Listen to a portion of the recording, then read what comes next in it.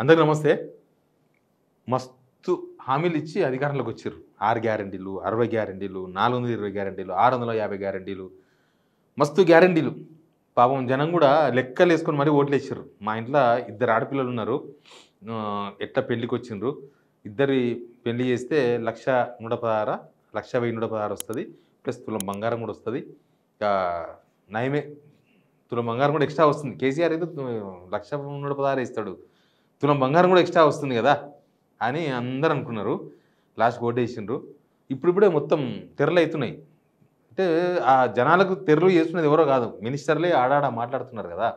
తులం బంగారం గురించి చాలా క్లారిటీగా మాట్లాడుతున్నారు. ఇక తులం బంగారం ఒకటే కాదు, ఈ మధ్య రేవంత్ రెడ్డి జూబ్లీస్ ఓడిపోతే మొత్తం స్కీమ్సే రావంటున్నాడు. జూబ్లీస్ ఓడిపోతే జూబ్లీస్కి రావా, మొత్తం రాష్ట్రానికి రావా అర్థమైతే లేదు. జూబ్లీస్లో ఓడిపోతే గవర్నమెంట్ ఉంటే ఎవరికైనా అందరికి రావాలి. మరి ఆయన గవర్నమెంటే ఉండదు అనుకుంటున్నాడో, లేకపోతే మొత్తం హామీలే అమలు చేయను, ఇంకా ఏం చేస్తారో చేసుకోండి అని కోపం జనాలకు, జనం మీద కోపంతో మాట్లాడుతున్నా కూడా అర్థమైతే లేదు. కానీ మినిస్టర్స్ మాత్రం ఓపెన్గా మాట్లాడుతున్నారు. మనం కూడా చూపిద్దాం. పాపం ఎవరైతే తులం బంగారం వస్తుందని ఆశపడి ఓట్లు వేసినారో వాళ్ళకు ఆశలకు గండి కనీసం అది ఎప్పుడు అమలు చేయరు వాళ్ళు. కనీసం 2,500 లేకపోతే ఆ పెన్షన్స్ ఏమైనా ఎప్పుడైనా చేస్తారో చేయరో తెలియదు. లాస్ట్ 1 మంత్ చేస్తారేమో ఎలక్షన్స్ ముందు. కానీ తులం బంగారం అయితే రాదు అనేది వెరీ క్లియర్ అయిపోయింది. ఈ వీడియో చూడండి మొత్తం, సబ్స్క్రైబ్ కూడా చేయండి, షేర్ కూడా చేయండి. ఎందుకంటే పేదలు, మధ్యతరగతి కుటుంబాలు తులం బంగారం కూడా కొనలేని సిచ్యువేషన్లో పెళ్ళికి తులం బంగారం ఒక పెద్ద ఆసరనే కదా. ₹1,00,000తో పాటు తులం బంగారం వస్తే అంతకు మించింది ఏముంటుంది. అందరు కూడా జనరల్ ఎలక్షన్స్ అప్పుడు అసలు తులం బంగారం అనేది ఒక పెద్ద అట్రాక్టివ్ స్కీమ్. చాలామంది ఆడపిల్లల తల్లిదండ్రులు అయితే ₹1,00,000తో పాటు తులం బంగారం వస్తుందానికి ఆశపడ్డారు. డౌట్ ఏం లేదు. ఎందుకంటే ఇంకా మనకు తెలుసు కదా మన కుటుంబాల్లో ఏం జరుగుతుందో. తులం బంగారం వస్తుందంటే నయమే కదా, ఇంకా పెళ్ళికి వచ్చింది పిల్ల అనే ఆలోచనలో ఉండి ఇప్పుడు ఏం మాట్లాడుతున్నారు ఒకసారి వినండి. ప్రధానమైనటువంటి ₹2,500 ఇష్యూ కావచ్చు, పెన్షన్ ఇష్యూ, తులం బంగారం కావచ్చు. తులం బంగారం సరే అప్పుడు 6 సందర్భం. ఇప్పుడు తులం బంగారం ఆనాడు ప్రకటించినాడు 50,000, అది ఇలా 1,50,000. కాంగ్రెస్ అధికారంలో వాగ్దానాలు చేసి ఇప్పుడు ఇవ్వకపోతే అప్పుడు 50,000 ఉండేది 1,50,000 అయింది, అయిపోయింది అని అర్థం. ఇక అదేం తగ్గదు కదా, మళ్ళీ 50,000కి వస్తుంది. ఈయనకే వీళ్ళ స్కీమ్ కోసం 1,50,000 వస్తుందా? 1,50,000 1,25,000 1,30,000 ఉంది. అక్కడి నుంచి మళ్ళీ 50,000కి దిగుతుందా? దిగదు. ఇంకా రోజు కింద పెరుగుతూనే ఉంది. పోతే 2,00,000 అవుతుందో ఎంత అవుతుందో. కాకపోయినా ఇప్పుడు 1,30,000 ఆల్రెడీ ఉంది. అంటే 50,000 ఉంటే వీళ్ళు ఇస్తారనమాట. 50,000కి వచ్చినప్పుడు ఇస్తారు. తులం బంగారం 50,000కి వస్తుందా? మళ్ళీ 50,000కి రాదు, మేము ఇయ్యము. మరి ఇచ్చినాడు, హామీ ఇచ్చినాడు, ఏం లెక్కలు చేసుకొని ఇచ్చిండ్రు వీళ్ళు?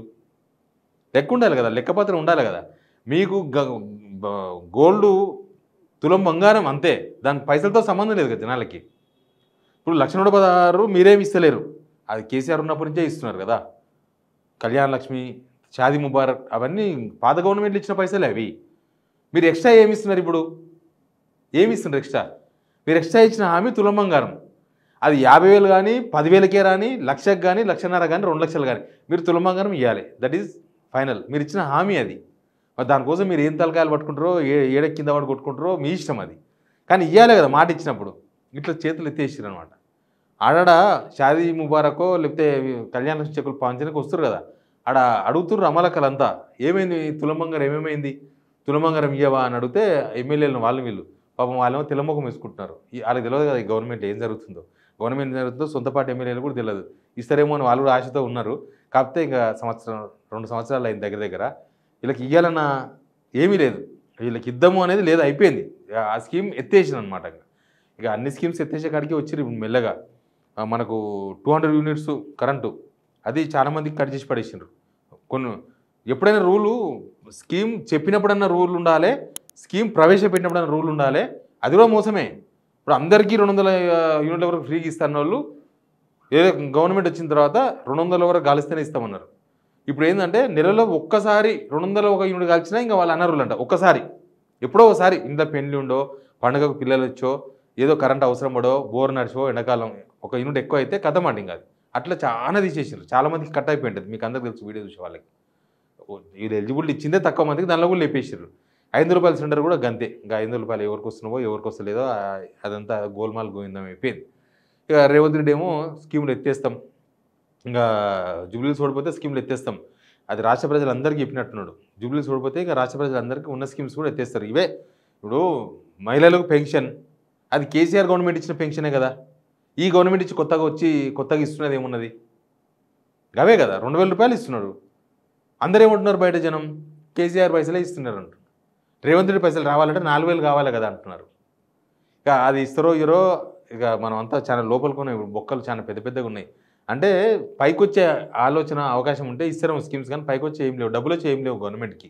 గవర్నమెంట్ ఇంకే ఈ మందు దుకాణాలు 2 సంవత్సరాలకు ఒకసారి మందు దుకాణం పైసలు వస్తే ఆడాడ కాంట్రాక్టర్లకు అవి ఇచ్చారు, చిన్న చిన్న కాంట్రాక్టర్లకు కాదు, పెద్ద పెద్ద కాంట్రాక్టర్లకే ఇచ్చుకున్నారు పైసలు. అవి కూడా ఇప్పుడు కాలేజీలో ఎందుకు బంద్ పెట్టుకున్నారు? కమిషన్లు వచ్చాక ఇచ్చిన కాలేజీలోకి ఇస్తే ఏమవుతుంది, అందుకే ఇస్తలేరు వాళ్ళకి పైసలు.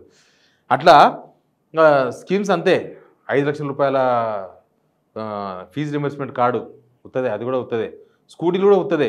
మన స్కూటీలు కూడా గట్లే అయినాయి. ఇప్పుడు స్కూటీలు వీళ్ళు హామీ ఇచ్చినప్పుడు 60,000 ఉండే, ఇప్పుడు 1,50,000 అయింది, 1,20,000 అయింది, 1,30,000 అయింది. చిన్న కరెంటు బండి ఇప్పిద్దామంటే కూడా 1,00,000 రూపాయలు అయిపోయింది. ఇక స్కూటీలు కూడా అవుట్ ఆఫ్ రేంజ్. ఇంకా అదే చెప్తారు. ఎవరిని అడిగితే స్కూటీలు ఏడున్నాయి, స్కూటీలు ఇంత రేట్ అయిపోయినాయి, స్కూటీలు ఎక్కడవా, స్కూటీలు ఇంత రేట్ ఇప్పిస్తారా, అది కూడా అయిపోయింది. ఇక రేపు ఇంకా ఏమేమి ఎత్తేస్తారో తెలియదు. వీళ్ళకి అక్కర ఉన్నది కాబట్టి ఆ రైతులకు ఆయన రైతు భరోసా చేసిండ్రు ఒకసారి. ఇక మళ్ళీ ఎలక్షన్ ఉందంటేనే రైతు భరోసా. జూబ్లీస్ గెలిస్తేనే ఎలక్షన్ ఉంటేనే రైతు భరోసా. ఆ ఎలక్షన్ అయిపోయాక మళ్ళీ రైతు భరోసా రాదు, అవుట్ ఆఫ్ రేంజ్. అది కూడా ఏడున్నాయి పైసలు అంటారు. నాడు ఇప్పటికే అంటారు కదా. ఇప్పుడు వీళ్ళు చేస్తారు అని నమ్మకం కూడా లేదు. కోస్తే కూడా పైసలు రావు. ఎవడు అప్పడితే దొంగలాగా చెప్పుల దొంగలాగా చూస్తున్నారు అన్న తర్వాత ఇప్పుడు జూబ్లీస్లో కూడా అదే ప్రాబ్లం. వీళ్ళు డెవలప్మెంట్ చేస్తామని అంటున్నారు. జూబ్లీస్ ప్రజలు ఎందుకు నమ్ముతారు? నీతో పైసలు లేవని ఆల్రెడీ ఇట్లా తీసి ఇట్లా పెడితే జైబులా నాతో నడిపిన పైసలు అన్న తర్వాత నేను చేస్తా అంటే నమ్ముతారు ఎవరన్నా? జూబ్లీస్లో జనం నమ్మపోనికి కారణం కూడా అదే. వీళ్ళ డెవలప్మెంట్ చేస్తాం, మాకు అవకాశం ఇవ్వండి ఒక్కసారి అంటే కూడా జనం దగ్గర రానిస్తలేరు. ఎందుకు అంటే ఇక పైసలే లేనప్పుడు ఇంకా డెవలప్మెంట్ ఎటుకెళ్ళి చేస్తారు? పైసలు ఉన్నాయి, వచ్చినాయి, చేస్తామంటే అది వేరే విషయం. అది కూడా అయిపోయింది. డెవలప్మెంట్ అనేది కూడా లేదు. బస్సు యాక్సిడెంట్ ఎందుకు జరుగుతున్నాయి? రోడ్ల గుంతలు. ఏ ఊరికైనా రోడ్లు మంచిగా ఉన్నాయా? అసలు మళ్ళీ వేసిన రోడ్డు ఈ గవర్నమెంట్ వచ్చిన తర్వాత ఏమన్నా? పోయిన వానకాలంలో పడ్డ గుంతలని ఇప్పటిదాకా ఊడ్చలే. మళ్ళీ వానకాలం వచ్చింది, మళ్ళీ గుంతలు పడ్డాయి, ఆనకట్టలు దిగిపోయినాయి. జనగామల ఇందాక చూసిన నేను, ఒకసారి మీరు కూడా చూడండి.